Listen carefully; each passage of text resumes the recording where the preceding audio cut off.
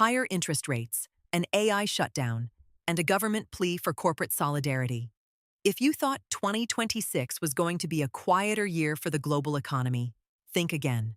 Welcome to Economic Brief for April the 13th, 2026. I am your host, and today we have three major stories you need to understand. Let us start with the biggest story hitting Australian households right now. The Reserve Bank of Australia has raised interest rates for the second month in a row, lifting the cash rate by 25 basis points to 4.1%. Now, if you are a homeowner with a variable rate mortgage, you are already doing the math, and it is not pleasant. But what makes this decision truly remarkable is how close it was. The vote was 5-4 in favor of hiking. That is the tightest split since the RBA began publishing its vote tallies, and it tells us something important.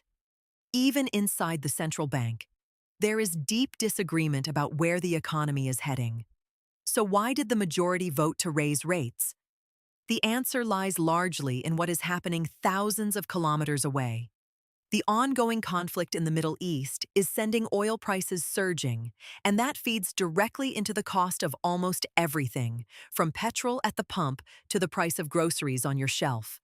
Inflation, which many hoped was finally being tamed, is proving stubbornly persistent. The RBA clearly feels it cannot afford to sit on its hands, even if higher rates risk slowing the economy further. For everyday Australians, this means tighter household budgets and growing pressure on businesses already struggling with rising input costs. And that brings us to our second story.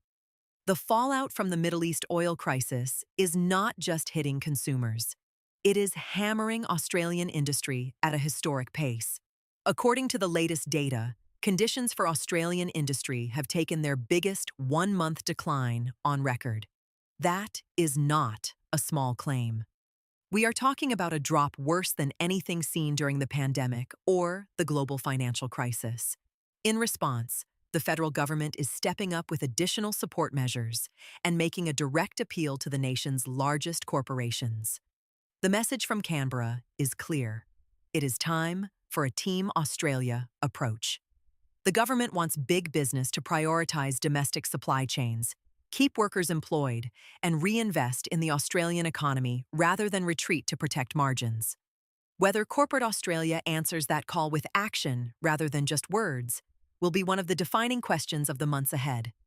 Now let us shift gears to the technology world, where OpenAI has made a surprising move. The company has shut down Sora, its artificial intelligence video generation app. Sora burst onto the scene when it launched back in September of last year, quickly going viral as users created short-form videos using nothing more than text prompts. The results were often stunning, sometimes indistinguishable from real footage. And that was precisely the problem. Deepfake concerns escalated rapidly. From fabricated political speeches to fake celebrity endorsements, Sora became a lightning rod in the debate over AI safety. OpenAI, the same company behind ChatGPT, ultimately decided the reputational and societal risks outweighed the commercial opportunity. This is a significant moment for the tech industry. It signals that even the most ambitious AI companies are starting to recognize that moving fast and breaking things is not a viable strategy when public trust is at stake. Investors in the AI space should pay close attention. Regulatory scrutiny is intensifying globally, and products that cannot demonstrate responsible safeguards may simply not survive. So stepping back, what ties all three stories together? Uncertainty. Central bankers are uncertain about inflation.